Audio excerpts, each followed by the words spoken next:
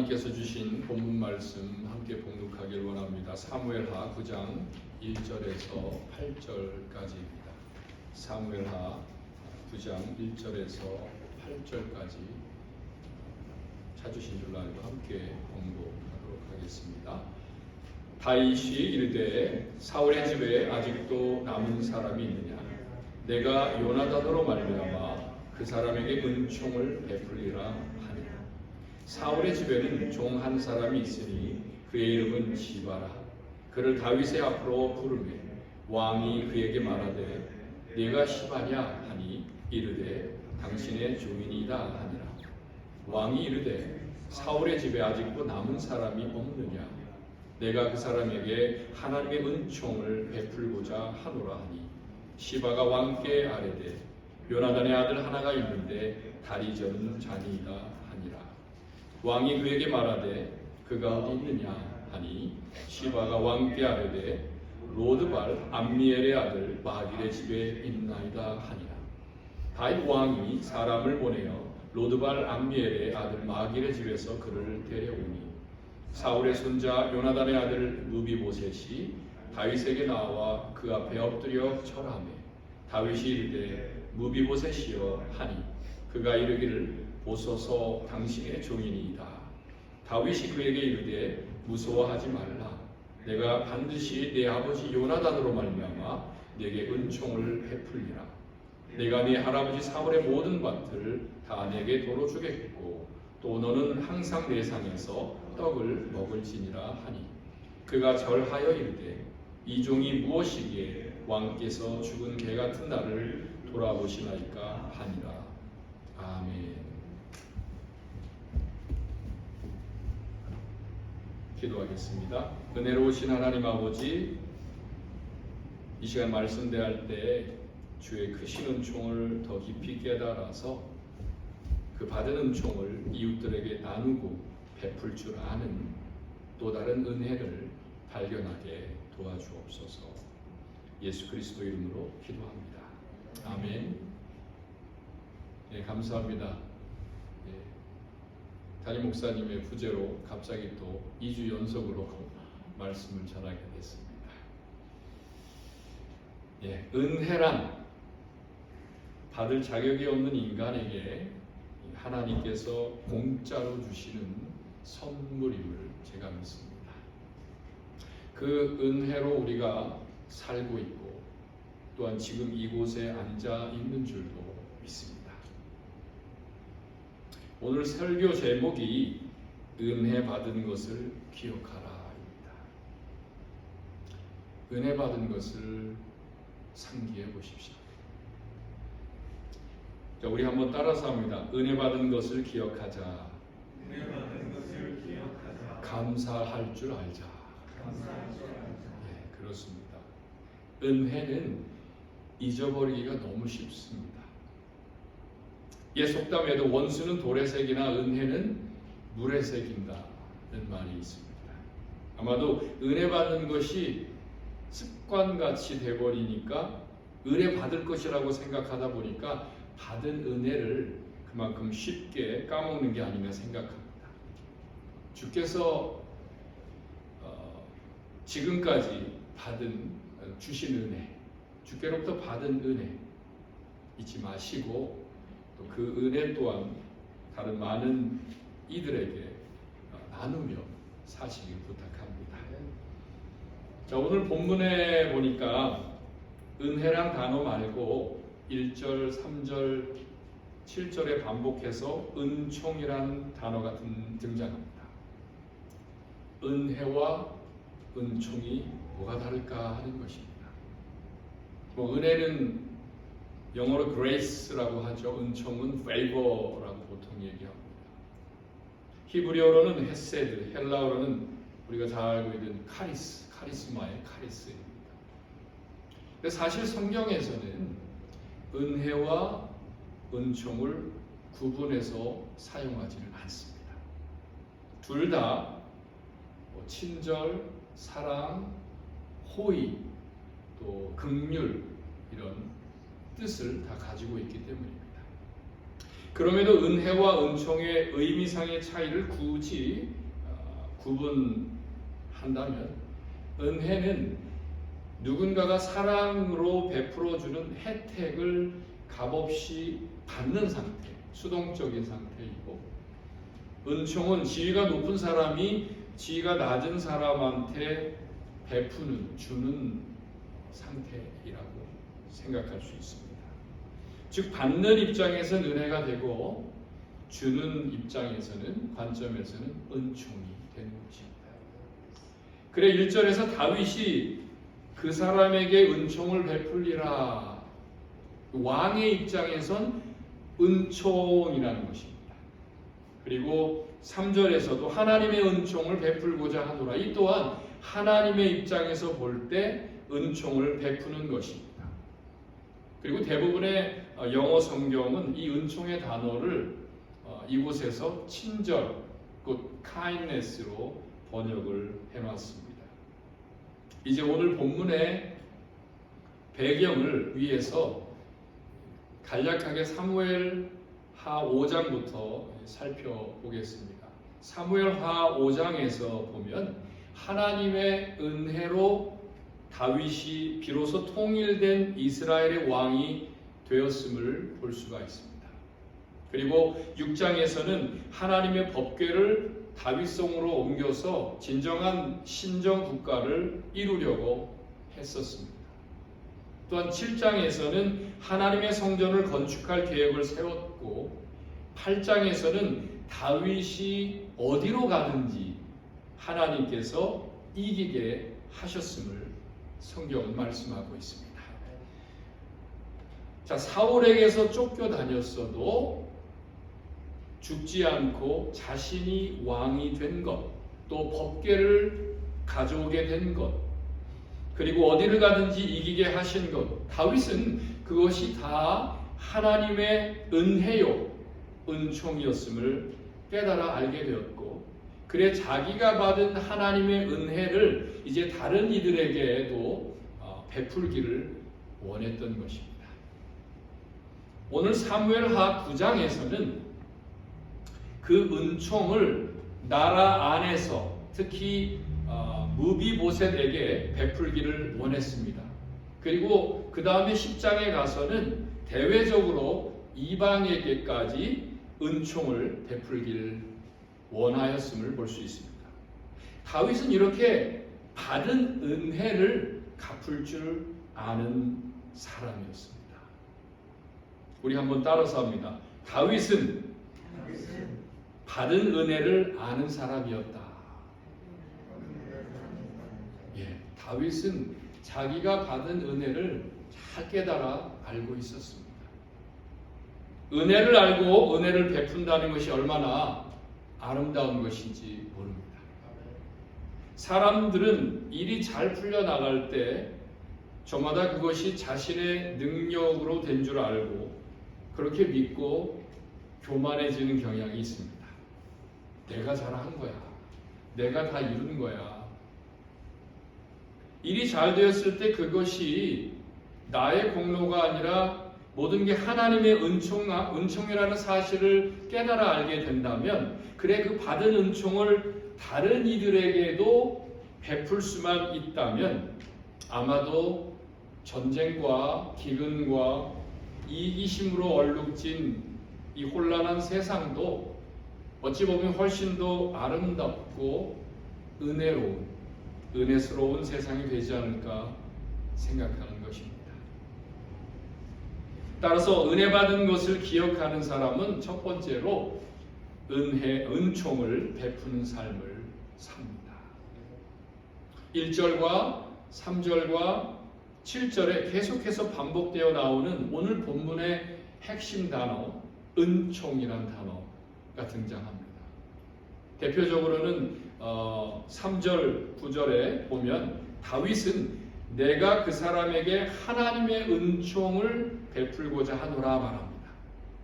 이는 자기가 받은 은혜를 기억하고 있었다는 것이고 그 받은 은혜를 다른 이들에게 베풀기를 원했다는 것입니다. 이것이 바로 하나님께서 다윗을 사랑하시고 합한 마음의 사람이라 여기는 다윗의 대표적인 신앙관임을 믿으시길 바랍니다. 1절을 보겠습니다. 다윗은 왕의 자리에 오른 후에 사울의 집에 아직도 남은 사람이 있느냐 조사를 합니다. 이에 사울의 집에 있는 종 시바라는 자가 사울의 남은 손자 무비보셋이 요단강 동편 로드발 암미엘의 아들 마길의 집에 숨어 지냅니다. 보고를 합니다. 숨어서 지낸다는 거예요. 여기 로드발이라는 단어는 광야라는 뜻을 가지고 있는 지명인데 그곳에서 숨어 지내고 있다. 글쎄요, 사울의 집에 아직도 남은 사람이 있느냐 이 질문을 볼 때 다윗의 입장에서는 이전에 사울로부터 쫓겨 도망 다닐 때 자기를 생명같이 사랑했던 친구인 요나단과의 추억을 회상하면서 그의 가족을 찾아서 은총을 베풀려고 했을 것입니다. 그렇죠. 7절의 말씀이 그걸 잘 증명하고 있습니다. 그런데 패자인 사울 왕의 유적편에서 보면은 어디 아직도 남은 자가 있느냐라는 질문이 그냥 쉽게 받아질 수 있었겠나 하는 것입니다. 상대적인 거죠. 오히려 무섭게만 느껴졌을지도 모를 일입니다. 혹시라도 다윗이 뒤끝이 장난이 아닌 사람이었더라면 은총은요 어림없는 그런 소리일 수밖에 없었다는 겁니다. 그래 생각해 보는 거예요. 요나단의 아들 무비보셋이 왜 로드발이라는 광야 저 변두리에서 숨어 지냈었을까? 세상적인 상식으로는 새로운 왕조가 탄생하건 누군가 새로 권력을 잡게 되면 새 왕가는 전의 왕가가 혹시라도 반란을 일으킬까 봐서 그 가족들을 어떻게 합니까? 전부 멸절시키는 게 상례일 것입니다. 그건 지금도 그러하지 않나 생각합니다. 대통령이나 왕이 바뀌면 같은 정치권의 라인 중에서 누군가는 총대를 메고 죽거나 감옥에 가는 그런 연례 행사가 어딘가에서는 계속해서 일어나고 있다는 것입니다. 그런데 다윗은 정녕 그런 인물은 아니었습니다. 여러분 보은이라는 말을 잘 아실 겁니다. 보은 아주 아름다운 말입니다. 은혜를 갚을 줄 안다는 거예요. 사울의 집에 아직도 남은 사람이 있느냐? 왜요? 3절로 내가 그 사람에게 하나님의 은총을 베풀고자 하노라. 다시 말해 다윗은 자기가 이런 왕의 혜택을 누린 모든 것이 하나님의 은총을 힘입어서 그렇게 된 것이지만 또한 자기 생명을 구해준 요나단이라는 친구의 은공도 있었기 때문에 그래서 가능했다는 걸 알고 있었습니다. 그래 그 은혜를 갚기 위해 그의 후손을 선대하고 싶었던 것입니다. 원수 집안의 친구의 아들까지 챙기려고 하는 다윗의 인품이 얼마나 아름다워 보이는지 모릅니다. 다윗은요 이렇게 진정 보은의 사람이었습니다. 그럼에도 하나님께서는 다윗을 통해 특별히 누구에게 은총을 베풀고 싶으셨냐면요 남은 자입니다. 다윗이 찾고 있던 자가 남은 자요. 그 또한 하나님께서 찾고 있는 자입니다. 몰락한 사울의 집에 사울의 손자인 무비보셋이 홀로 남아 있었기 때문이죠. 여러분 지난주에 열왕기상 19장을 제가 설교를 하면서 하나님께서 우리에게도 바알에게 무릎 꿇지 아니한 남은 자 7,000명을 주신다 약속하셨음을 우리가 배웠습니다. 남은 자 7천. 그들을 만나게 해주시길 하나님께 기도하며 또한 우리가 찾아 나서야 함도 배웠습니다. 아멘. 바울 사도는 로마서 9장 27절 28절에서 또 이사야가 이스라엘에 관하여 외치되 이스라엘 자손의 수가 비록 바다의 모래 같을지라도 남은 자만 구원을 받으리니 주께서 땅 위에서 그 말씀을 이루고 속히 시행하시리라 하셨느니라 말씀합니다. 남은 자만 구원받는다고 합니다. 이 메시지 속에는 우리가 마땅히 멸망할 자인데도 불구하고 하나님께서 우리뿐만 아니라 우리를 구원해 주셨죠. 우리를 위하여 은혜로 예비하신 남은 자들을 분명 여기저기에 두고 계신다는 말씀이기도 한 것입니다. 그럼에도 우리 예수님께서는 또 이런 말씀을 하십니다. 마태복음 24장 13절을 통해서 그러나 끝까지 견디는 자는 구원을 얻으리라. 남은 자는 남은 자인데 끝까지 견디는 자여야 한다. 이는 이들만이 끝까지 견디는 자만이 바로 구원받을 자들이다 강조하시는 말씀입니다. 잘 들으십시오. 내가 아무리 지금 교회를 다니고 있으니까 난 지금 봉사를 잘하고 있으니까 아닙니다. 어떤 자들만 구원을 받는다고요? 하나님께서 남겨두신 자, 예수 그리스도를 믿어 끝까지 견디는 자, 곧 하나님이 택하시어 부르신 자이어야 한다는 거예요. 그러기에 무비보셋이 남은 자가 된 것은 하나님의 은혜의 선택입니다. 그 다음 다윗의 친구 요나단의 은공이고 다윗의 긍휼로 된 것입니다. 이와 같이 지금까지는 아니었더라도 우리와 같이 세상에는요 하나님 아버지의 택하심을 받은 남은 자들이 아직도 많이 있다는 것이고 그들 또한 예수 십자가의 은혜로 구원받아서 함께 영생을 누릴 자들임을 오늘 본문이 상징적으로 보여주고 있는 거예요. 따라서 은혜 받은 것을 기억하는 사람은 두 번째로 남은 자를 찾아 나섭니다. 우리가 다윗을 통해 배우는 거죠. 다윗은 무비보셋을 찾아 나섰습니다. 자, 무비보셋이 누구냐 할 것 같으면 우리도 분명 전에는요 세상 중에 이 무비보셋과 같은 자였습니다. 또한 무비보셋과 같은 자들을 우리가 앞으로 찾아야 된다는 것도 배우게 되는 것입니다. 이 무비보셋이 어떤 인물이었냐 하면 한마디로 다윗 왕과 하나님 앞에서 자기를 죽은 개 같다 고백한 자. 하나님 앞에서 나를 죽은 개 같은 자다 고백해 본 적이 있으십니까? 8절입니다. 이 종이 무엇이기에 왕께서 죽은 개 같은 나를 돌아보시나이까.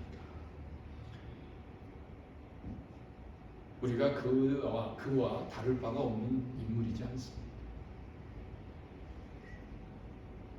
세상엔 아직도 이렇게 하나님 앞에 자신을 바짝 엎드릴 줄 아는 하나님 택하신 남은 자들이 있습니다.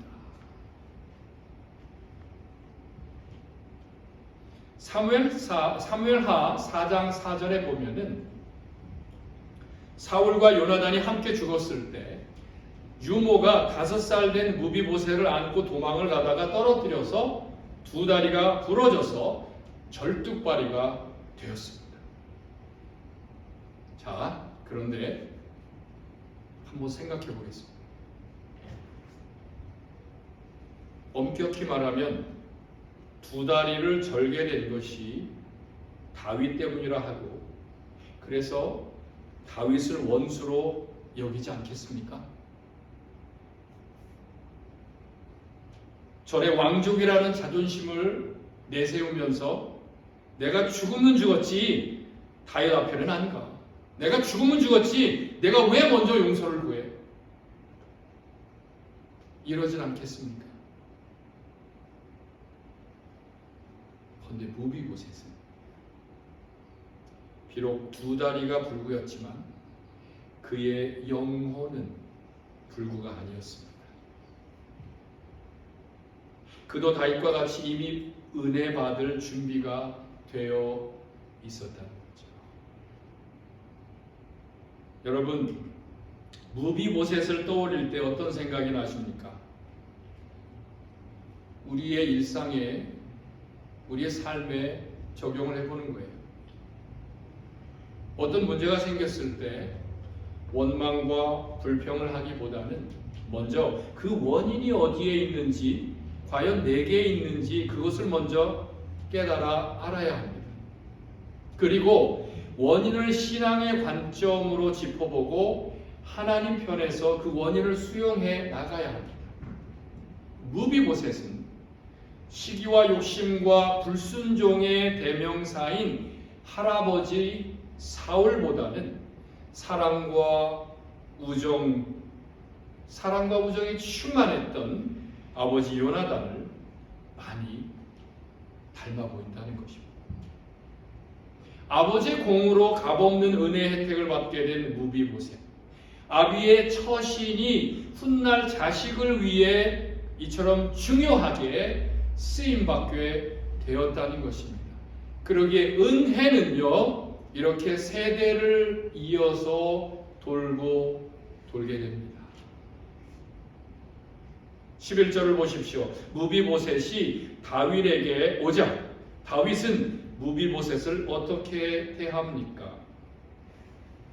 왕자같이 대했습니다. 대단하죠. 원수의 손자를 왕자로 대합니다.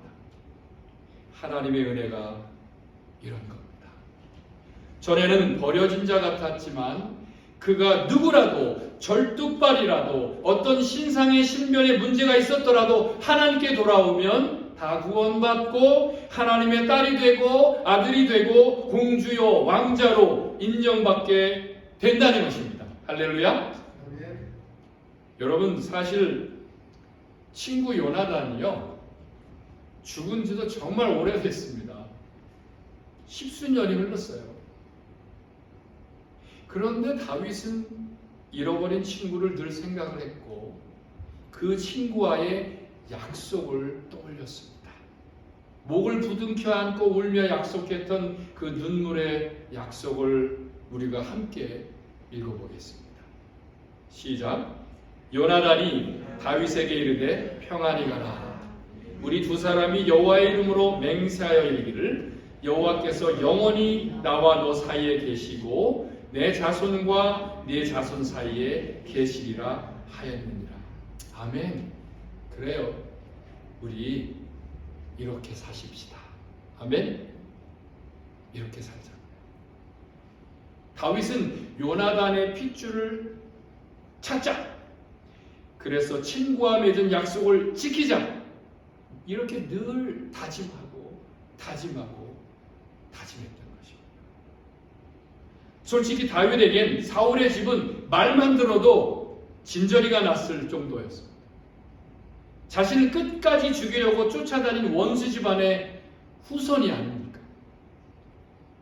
그럼에도 다윗은 사울의 집에 남은 사람을 찾았습니다. 단 하나의 이유, 친구 요나단에게 약속한 그 은혜의 약속을 지키기 위해 다윗은 사울에 대한 원한을 요나단에게 갚으려 하지 않았다는 거죠. 오히려 요나단에 대한 은혜를 사울 집에 갚으려고 했습니다. 그릇이 다릅니다. 이것이 믿음 있는 사람과 믿음 없는 사람의 차이입니다. 원수를 갚기 위해 은혜를 저버리는 게 아니라 은혜를 갚기 위해 원수를 사랑하는 겁니다. 믿으시면 아멘 하십시오. 이제 무비보셋이 다윗 앞에 불려와서 엎드려 절을 합니다. 6절 이하입니다. 네가 무비보셋이냐? 왕이시여 당신의 종이니이다. 종이라고 합니다. 무서워하지 말라. 내가 내 아버지 요나단으로 말미암아, 누구로 말미암아? 아버지 요나단으로 말미암아 은혜를 입었다는 거죠. 누가? 지금 아들 무비보셋이 은총을 받는다 말하고 있는 겁니다. 분명 다윗은 자기 자리에서 무비보셋을 내려다보면서 요나단이 생각이 나서 그 눈시울이 뜨거워졌을 것입니다. 저 아이가 진정 내 사랑하는 친구 요나단의 아들이란 말인가? 무비보셋이여 가까이 오라. 내가 너를 선대하리라. 너는 궁을 떠나지 말라. 너는 내 아들 왕자 중 한 사람같이 나와 한 상에서 먹고 마시라. 아무리 세월이 흐르고 흘렀어도 친구의 아들을 끝까지 챙기는 모습, 이것이 은혜 받은 것을 기억하는 자의 모습이라는 겁니다. 이에 무비보셋은 왕이시여 종이 무엇이기에 죽은 개 같은 나를 이렇게도 극진히 돌보시나이까. 자, 여기서 보세요. 살아있는 개도 아니고 자신을 죽은 개라고 고백합니다. 살아있는 개가 아니라 죽은 개라. 훌륭합니다. 자신의 부끄러움을 역으로 없애버리고 있습니다. 그 인물이 무비보셋이죠. 사랑하는 여러분, 이 무비보셋과 같이 감당할 수 없는 하나님의 은혜를 입은 사람들이 바로 우리 자신들입니다. 그래서 세 번째로 은혜 받는 것을 기억하는 사람, 철저히 자신을 낮추고 또 낮출 줄 안다는 겁니다. 내가 죽은 개가 될지언정 주께서 나를 돌아보시고 나를 사랑하시니 나는 그냥 즐겁고 즐거운 겁니다. 아멘. 주께서 나를 사랑하니 즐겁고도 즐겁도다. 주께서 나를 사랑하니 나는 참 기쁘다. 할렐루야. 예수님께서 죽은 나사로를 살리실 때, 나사로가 죽었습니다. 살리기 직전에 마르다에게 내 말이 네가 믿으면 하나님의 영광을 보리라 하지 않았느냐. 믿으면 죽어도 산다. 이 말씀을 하신 거예요. 히브리서에도 하나님께 나아가는 자는 반드시 그가 계신 것과 또한 그가 자기를 찾는 자들에게 상 주시는 이심을 믿어야 한다 말씀하고 있습니다. 덧붙여서 히브리서 6장 14절에는 내가 반드시 너에게 복주고 복주며 너를 번성하게 하고 번성하게 하리라 이 말씀도 나옵니다. 이 말씀들을 모아서 어떻습니까? 하나님께서 누구에게 복을 주신다고요? 죽어도 살겠고 죽은 개가 될지언정 끝까지 예수 그리스도를 믿는 자, 그리고 하나님의 영광을 바라보며 하나님께 나아가는 자, 하나님은 그에게 복을 주시고 번성케 하신 것입니다. 저는 여러분 모두가 무비보셋과 같이 하나님 앞에 자세를 지금보다 더 낮추어서 자신을 죽은 개로 여길 줄도 알고 그리스도만 얻을 수 있다면 자신의 모든 것을 배설물로 여길 줄도 아는 그런 믿음의 성도들 다 되시기를 주 예수님의 이름으로 축원합니다. 우리 모두는 원래부터요 하나님과 원수된 자의 후손들입니다. 우리의 과거를 알고 있어야 돼요. 황무지 같은 로드발에 버려진 그 무비보셋 같은 그런 사람들이었어요. 그럼에도 하나님께서 죄악된 세상에 버림받은 우리들을 어떻게 해요? 택하시고 부르시어서 지난날의 모든 죄를 십자가의 피로 용서하시고 신령한 은혜를 주셔서 주님의 식탁에서 영원히 주님과 함께 먹고 마실 수 있게 은혜를 베풀어 주셨습니다. 이것이 얼마나 감격된 일인지 모릅니다. 죽은 개 같은 나를 어찌 이렇게 대해주시고 계신다는 건가? 여기에 은혜가 있는 거예요. 여러분, 자신은 낮추지 않고 어떻게 은혜 받을 생각만 합니까? 우리가 오늘날 여기저기 교회가 어느 곳에서든 세워지고 있고 세워져 있고, 그리고 진리의 말씀이 길바닥에 자갈돌처럼 흔해 보일 수 있습니다. 그래 사람들이 그럴 겁니다. 그거 주워 담기만 하면 돼. 은혜 되는 거야. 그 말씀 그냥 주워 담으면 돼. 은혜 돼. 이렇게 말들은 잘합니다. 그렇게 설교를 또한 들으려고 합니다. 하지만 과연 그럴까요? 그것을 주우려면 실제로 허리를 굽혀야 하는데, 허리를 굽히기 싫어서 진리의 말씀을 주워 담지 않는 사람이 얼마나 많은지 모릅니다. 목이 너무 곧고 뻣뻣하여서 거기에 해결책이 있음에도 불구하고 내 인생도 내 생명의 보장도 다 거기에 있는데, 달려 있는데 허리를 굽히려 하지 않습니다. 여러분, 고개 한번 숙이기 싫어서 평생을 자기 짐에 눌려서 불행하게 사는 사람들이 얼마나 많습니까? 그 짐을 1년이요, 2년이요, 아닙니다. 10년, 20년 그렇게 된 과거의 짐, 용서의 짐을 아직까지 지니고 다니는 사람들이 정말 많습니다. 여러분, 받은 은혜가 부족하다고 생각이 드십니까? 나만 은혜에서 제외되는 것 같습니까? 그렇다면 그 원인이 어디에 있다고 생각하십니까? 은총으로 알지 못하고 은혜를 은혜로 받아들이지 못하는 교만한 내 마음, 바로 여기에 문제가 있을 수 있습니다. 나를 완전히 낮추어서 십자가에 못 박아 버릴 때 모든 것이 은혜가 되는 줄 믿으시길 바랍니다. 그 순간부터 나는 분명 은혜 베푸는 사람으로 성장해 나갈 것입니다. 내가 자유로우니까요. 내게 부담이 없으니까요. 내가 행복하니까요. 여러분, 우린 무비보셋처럼 성 밖으로 쫓겨나 버려진 죄의 저주 아래 있던 죄인들이었습니다. 무비보셋처럼 어딘가에 떨어져서 타락하여서 이 세상 풍속을 따라 살았던 허물투성이었고 영적인 절름발이었습니다. 하나님의 은혜가 아니었다면 광야 로드발에서 언제 죽을지 몰라 불안에 떨며 살았을 죄인들이었다는 겁니다. 그러니 우리 이제부터라도 하나님 앞에 받은 구원의 은총을 기억하면서 더 많은 이들에게 그 은혜를 나누고 베풀며 살았으면 하는 겁니다.